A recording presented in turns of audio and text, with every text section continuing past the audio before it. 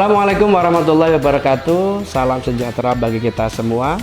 Selamat datang kembali di podcast Talangat, ruang bincang santai kaitannya dengan kepemiluan dan demokrasi bersama KPU Kabupaten Blora. Kali ini kita akan membahas salah satu aspek penting dalam pemilihan kepala daerah, yaitu tentang pengawasan terhadap pilkada itu sendiri. Yang kita ambil tema pada kesempatan kali ini adalah menjaga integritas pilkada, peran dan tugas pengawasan Bawaslu di Kabupaten Blora. Kali ini telah hadir bersama kami narasumber yang sangat spektakuler pada kesempatan kali ini, yakni Ketua Badan Pengawas Pemilu Kabupaten Blora, Bapak Andika Fuad Ibrahim. Nah, kali ini beliau akan berbagi pengalaman soal seputar strategi pengawasan, pencegahan pelanggaran, tentang penguatan partisipasi masyarakat serta sinergi pengawasan antar lembaga menuju untuk terwujudnya pilkada yang jujur, adil dan transparan. Nah, untuk mengupas lebih dalam kaitannya dengan pengawasan ini, kita sudah hadir dalam kesempatan kali ini Ketua Bawaslu Kabupaten Blora. Selamat sore Bapak Andika Fuad Ibrahim. Selamat sore Pak Mustain dan teman-teman sahabat KPU dan Bawaslu dimanapun berada. Sore hari ini kita bisa berjumpa meskipun tidak secara langsung. Salam demokrasi, salam awas tentunya. Oke, ya, selamat datang. Ini saya sering memanggilnya Mas Ketua ya. Ini Mas Ketua setelah hadir di sini nanti kita akan berbincang banyak soal bagaimana sih pola-pola atau strategi pengawasan yang dilakukan Bawaslu selama Pilkada 2024 kemarin. Ya, ini.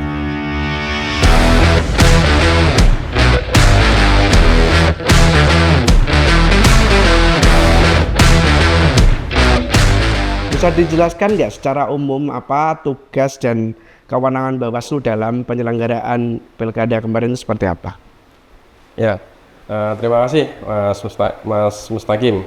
Berkaitan dengan keberadaan Bawaslu, ya, Bawaslu ini kan sebenarnya adalah salah satu anak kandung reformasi ya, lahir untuk mengisi ruang-ruang demokrasi yang sebelumnya ini tidak ada. Nah, Bawaslu sendiri hadirnya adalah untuk mengawasi tahapan pemilu dan pemilihan di wilayah Indonesia. Sesuai dengan tingkatannya, dibagi kewenangannya pula. Kalau Bawaslu Kabupaten, dalam hal ini Bawaslu Kabupaten Blora, ini ruang lingkupnya adalah pengawasannya berkaitan dengan pemilu dan pemilihan adalah di wilayah Kabupaten Blora. Mengawasi dari tahapan awal hingga tahapan akhir. Tahapan awal misal berupa pemutakhiran daftar pemilih, naik di akhir. Kalau itu kegiatan pengawasan dalam rangka pemilihan kepala daerah, berarti tahapan akhirnya adalah ketika penetapan pasangan calon terpilih. Oke. Pertanyaan selanjutnya adalah lebih kepada apa saja sih peran utama Bawaslu dalam menjaga integritas pilkada di Kabupaten Blora ini? Oke. Bawaslu dalam tugas kewenangannya ini kan dalam melakukan pengawasan ini dengan melakukan beberapa hal juga. Dalam undang-undang itu dijelaskan baik Undang-Undang 7 2017 berkaitan dengan pemilu maupun di Undang-Undang 10 2016 perubahan yang ketiga dari Undang-Undang 1 2015 tentang pemilihan kepala daerah ya, gubernur, bupati dan wali kota. Nah, tugas utama Bawaslu kan terbagi menjadi 3 kalau dirincikan dari situ. Pengawasannya itu sendiri dalam rangka pengawasan melakukan 2 hal, yaitu pencegahan pelanggaran dan sengketa proses pemilu ataupun pemilihan. Yang berikutnya adalah penanganan pelanggaran. Nah, itu berkaitan dengan tugas dan kewenangan Bawaslu. Terus berikutnya berkaitan dengan kewenangannya itu sendiri ya, berkaitan pencegahan. Ini kita spill sedikit-sedikit dulu ya, nanti biar bisa mengalir saja kan diskusinya kan gitu. Nah, pencegahan itu kita lakukan dalam rangka untuk mencegah pelanggaran yang terjadi di dalam setiap kontestasi pemilu ataupun pemilihan. Di situ pelanggarannya ada pelanggaran berkaitan dengan kode etik yang dilakukan oleh penyelenggara pemilu ataupun pemilihan. Yang kedua adalah berkaitan dengan pelanggaran administrasi. Ya. Ini akibat dari perbuatan yang dilakukan oleh teman-teman dari penyelenggara dalam hal KPU. Ya. Terus yang berikutnya adalah pelanggaran pidana pemilu. Nah, berkaitan dengan integritas ini ada hubungannya dengan yang namanya pelanggaran kode etik itu sendiri.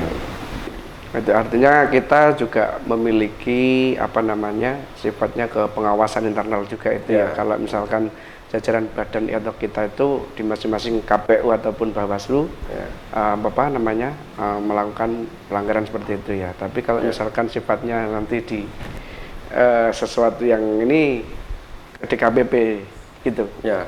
Nah, dalam membentuk integritas penyelenggara pemilu, kita akan merujuknya pada peraturan DKPP. Di situ kan sudah ada prinsip-prinsip penyelenggara pemilu. Apa saja prinsip penyelenggara pemilu dari jujur, adil, mandiri dan seterusnya. Ada 13 poin di situ. Nah, itulah yang kita tekankan kepada jajaran kita ketika bertugas di proses pemilu dan pemilihan. Kita tekankan di situ bahwa yang menjadi penyelenggara pemilu atau pemilihan seharusnya sesuai dengan ketentuan seperti ini. Ya itu adalah pilihan kan, sudah menjadi pilihan dari kita untuk menjadi penyelenggara pemilu, ya cukuplah untuk menjadi penyelenggara pemilu saja kan, begitu bertugas memberikan pengabdian yang sebaik-baiknya. Tidak usahlah kita nanti ikut terlibat dalam hal yang lain, termasuk menjadi tim sukses dari salah satu kontestan serta pemilu ataupun pemilihan. Oke, ini udah datang nih. Dik Kiki udah mulai menampakkan akhirnya. Oke, terima kasih Dik Kiki. Nah, terima kasih Mbak. Ini manis atau pahit? Oh, manis. Terima kasih Dik Kiki. Nah, ya sama halnya ketika kita gini ya, ibaratkan kalau ada kopi ya, ini kopi terus kemudian ada teh. Ini sebenarnya kan sama-sama enak. Nah, misalkan ini dicampur, ya, ini profesi kopi ibaratkan profesi penyelenggara pemilu kan ya. Ini terus kemudian yang teh ini peserta pemilu. Nah, kalau sebenarnya ini sudah punya rasa sendiri, itu juga punya rasa ya kan. Kalau dicampur itu rasanya pasti kan juga nggak enak. Nah, itulah mengapa kita sebagai penyelenggara pemilu betul-betul menekankan pada jajaran kita untuk menjaga yang namanya integritas itu. Apa sih strategi atau metode pengawasan yang dilakukan Bawaslu Kabupaten Blora untuk memastikan tahapan pilkada ini berjalan sesuai regulasi gitu? Ya, kalau kita berbicara tugas, tadi kita sampaikan di awal kan kita ada yang namanya pengawasan itu dilakukan dengan melakukan upaya pencegahan dan penanganan pelanggaran. Nah, kalau kita kita ibaratkan di dunia medis ya, mencegah itu kan lebih baik dari mengobati. Nah, prinsipnya kan begitu. Betul. Kalau kita berbicara berkaitan dengan istilah hukum kan dikenal namanya ultimatum remedium kan begitu kan. Nah, penanganan pelanggaran ya, bagian dari kewenangan Bawaslu itu tadi adalah upaya yang terakhir, obat yang terakhir. Makanya dalam strategi pengawasan kita selalu mengedepankan yang namanya upaya pencegahan. Nah, ini tantangan terbesar yang dihadapi Bawaslu dalam pilkada ini, mungkin yang juga menjadi refleksi yang akan diperbaiki untuk pilkada yang akan datang ini apa ini tantangan terbesarnya? Ya, kalau kita berbicara tantangan, setiap pemilu dan pemilihan itu kan pasti mempunyai karakteristik yang berbeda. Ya, kalau di tahun 2024 hingga saat ini kan yang menjadi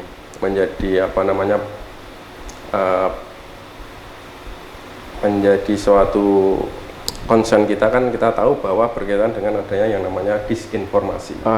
Adanya disinformasi, pemberitaan yang tidak sesuai dengan fakta, dengan hoax, berita bohong. Nah, ini beberapa hal yang tentu harus menjadi perhatian kita. Bagaimana kita sebagai penyelenggara pemilu juga bisa memberikan informasi yang akurat kepada masyarakat. Oke. Bahaya sekali kan terhadap berita hoax itu. Terus yang berikutnya ya tentu adanya yang namanya politik uang. Ya. Terus yang berikutnya berkaitan dengan netralitas birokrasi. Itu beberapa hal ya. Netralitas birokrasi yang memang menjadi perhatian kita bersama. Sama dengan hoax tadi ya, adanya politik uang itu kan juga mempersempit seseorang yang sebenarnya dari segi kapasitas ini cukup untuk memimpin, sehingga terkalahkan oleh yang namanya pihak-pihak tertentu ya, orang yang pemilih, orang yang memang mempunyai cukup dana ya untuk melakukan yang namanya politik uang. Dan itu bisa membelokkan suara masyarakat, membelokkan suara rakyat. Nah, berarti yang mau termasuk refleksi dari kan pilkada kemarin, mungkin ada nggak yang pilkada yang akan datang dari tantangan yang disebut ini, mau apa sih yang mau digenjot di pilkada yang akan datang misalnya? Nah, Bawaslu Kabupaten Blora dalam rangka untuk melakukan upaya-upaya pencegahan pelanggaran-pelanggaran itu tadi, baik berupa berita bohong, ujaran kebencian itu tadi, terus kemudian ada terkait dengan politik uang dan netralitas, kita membentuk yang namanya desa-desa pengawasan dan juga desa anti politik uang. Selain itu, kita juga bekerja sama dengan beberapa pihak, dengan kampus melakukan yang namanya Bawaslu to Kampus, kemudian dengan sekolahan Bawaslu to School, kita hadir di situ menjadi pembicara, menyadarkan dari awal pentingnya terkait dengan demokrasi yang sesuai dengan azas pemilu dan pemilihan, luber, jurdil kan begitu, yang tentu kita harapkan dari setiap pemilu dan pemilihan ke depan itu akan berjalan lebih baik. Ini kaitannya dengan itu mungkin Bawaslu juga punya yang namanya PKD atau Panwaslu Cam ya, sampai PTPS ini yang mendukung pengawasan di lapangan. Ini sejauh mana efektivitasnya itu teman-teman badan di jajaran Bawaslu?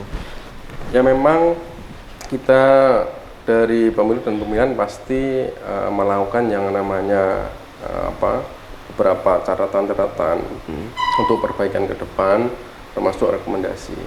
Nah, khusus berkaitan dengan keberadaan badan ad hoc ya, untuk saat ini ya sesuai dengan undang-undang ini kan jumlahnya bisa dikatakan terbatas. Ini tidak sebanding lah dengan teman-teman di jajaran KPU gitu kan. Kalau di level kabupaten kita sudah sama kan, setara gitu. Kita di Kabupaten Blora ada 5 pimpinan ya kan. Kalau di KPU-nya kan juga ada 5 pimpinan dan pimpinan ada 5. Nah, sementara di level kecamatannya udah beda ya. Beban pekerjaannya hampir sama, tetapi SDM kita untuk di Panwaslu Kecamatan hanya 3, teman-teman KPU ada 5. Terus kemudian di desa kita hanya ada 1, teman-teman PPS ada 3. Nah, 3. Ini ketika teman-teman melakukan yang namanya, contohnya aja, ketika teman-teman melakukan proses pengawasan pemutakhiran daftar pemilih, katakanlah coklatnya. Nah, coba kita refleksikan ya, 1 Panwaslu Kelurahan Desa harus mengawasi 1 TPS.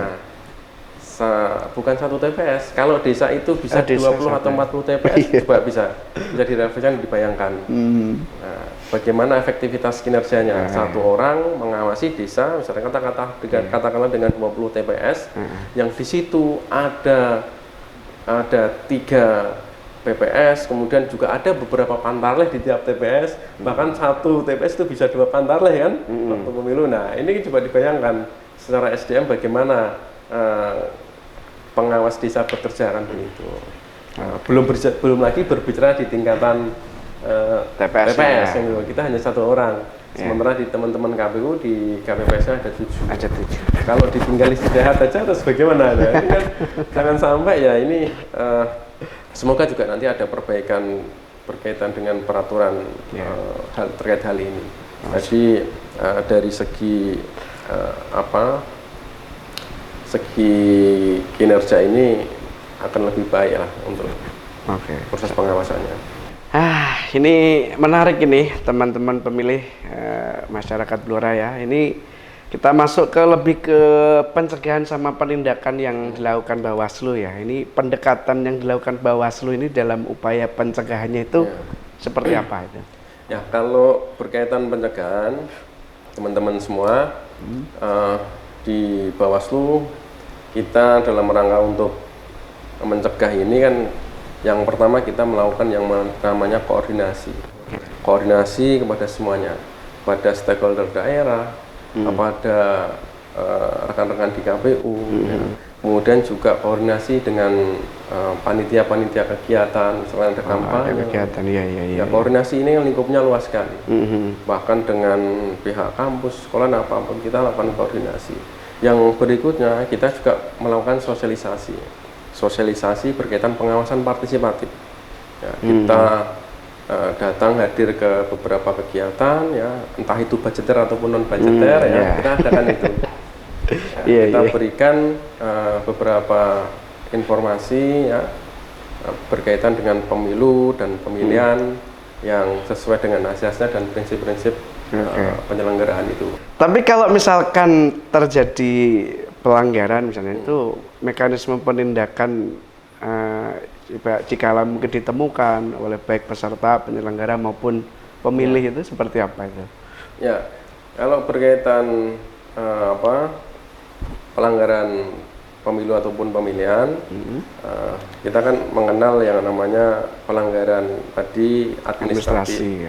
Terus kemudian ada pelanggaran pidana pemilu ataupun pemilihan, kemudian juga ada pelanggaran kode etik. Nah, selain 3 jenis ini masih ada satu lagi yang kita lakukan proses penanganan pelanggaran, yaitu berkaitan dengan pelanggaran terhadap hukum lainnya.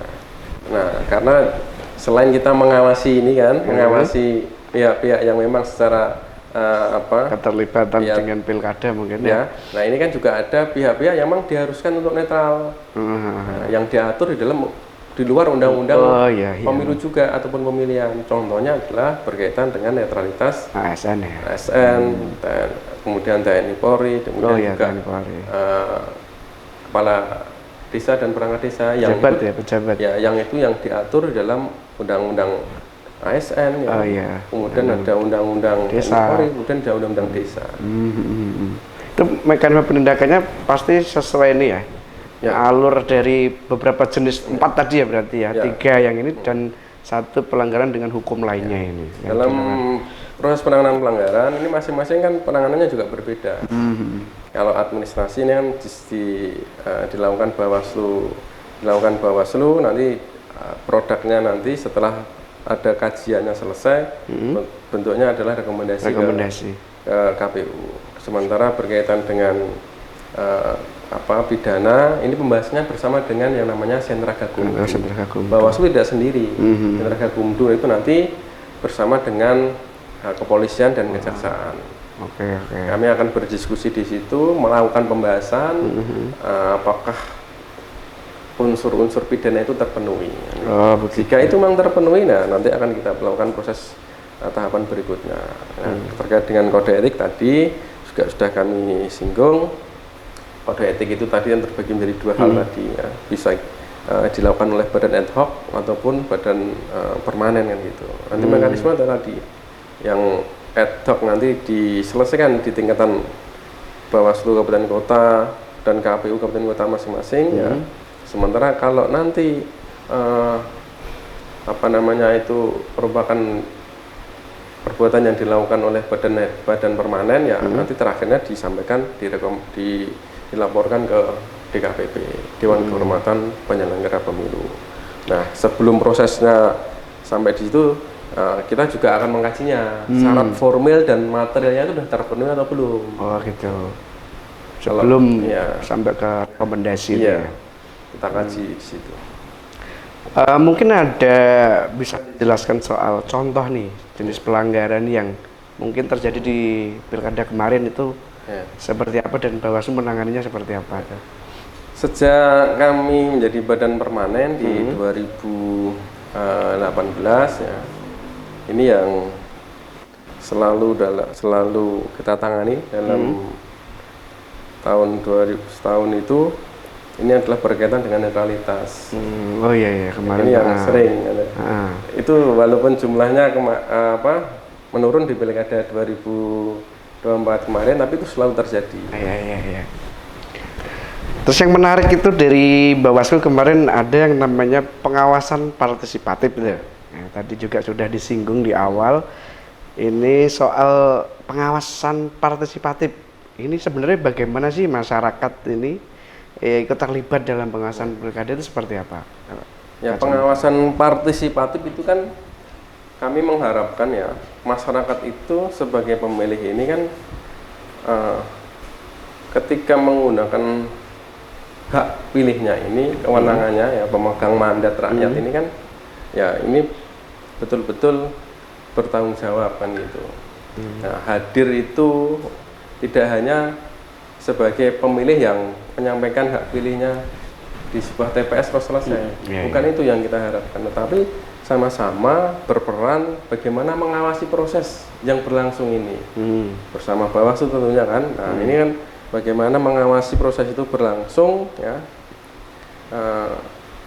bersama-sama Bawaslu juga melakukan yang namanya pencegahan.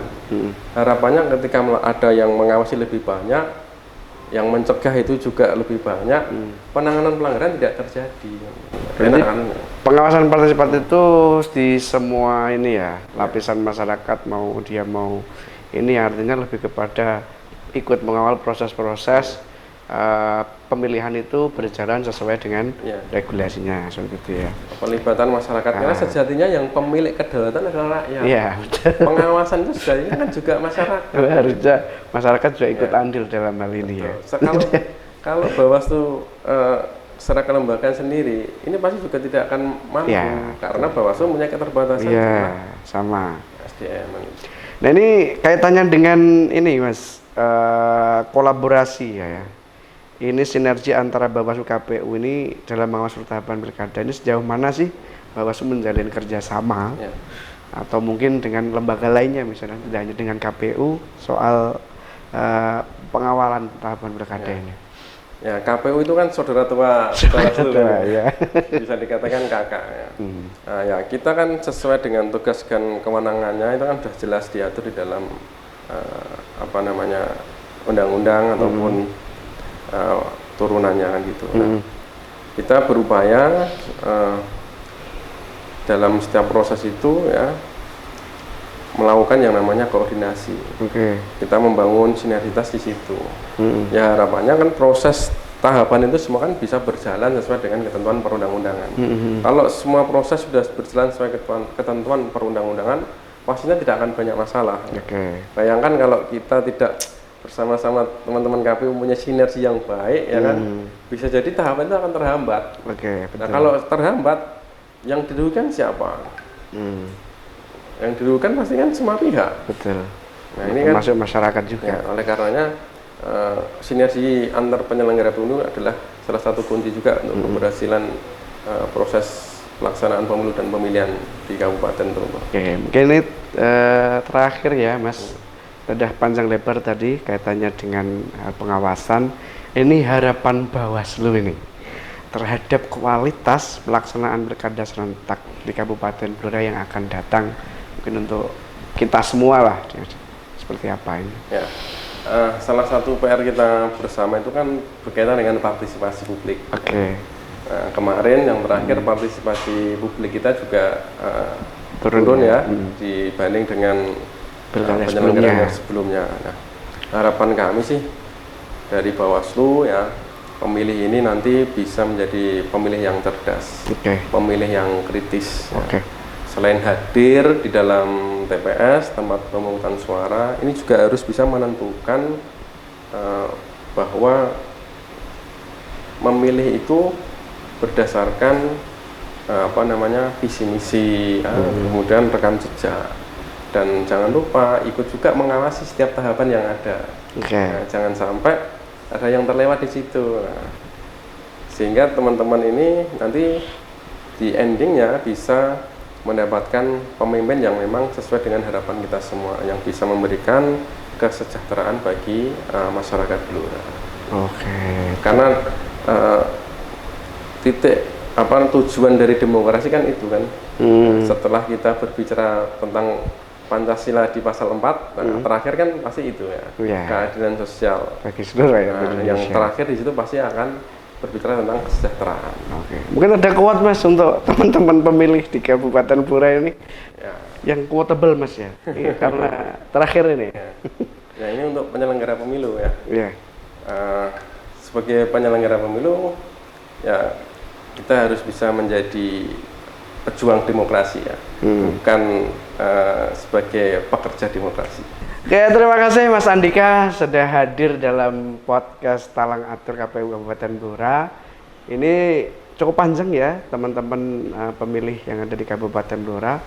Ini nanti kita akan sambung mungkin di episode-episode berikutnya tentang pengawasan yang dilakukan Bawaslu selama tahapan pilkada. Mungkin kita akan ketemu di pilkada yang akan datang. Mungkin masih lama ya. Pemilu juga masih lama.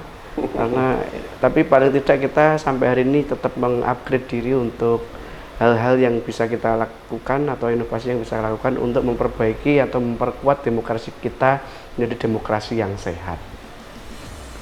Demikian perbincangan kita pada episode podcast Talang Atur kali ini bersama narasumber kita Ketua Bawaslu Kabupaten Blora, Mas Andika Fuad Ibrahim. Nah, ini kita telah mendengar bagaimana peran Bawaslu dalam menjaga integritas dan transparansi di setiap tahapan pilkada, serta bagaimana masyarakat juga dapat terlibat aktif dalam pengawasan partisipatif.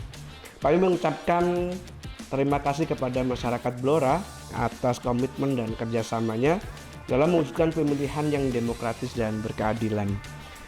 Terima kasih telah menyimak podcast Talang Atur KPU Kabupaten Blora. Kita akan berjumpa lagi di episode berikutnya. Semua masih diatur dalam talang, semua dibahas dengan atur. Saya Ahmad Mustaqim. Wassalamualaikum warahmatullahi wabarakatuh.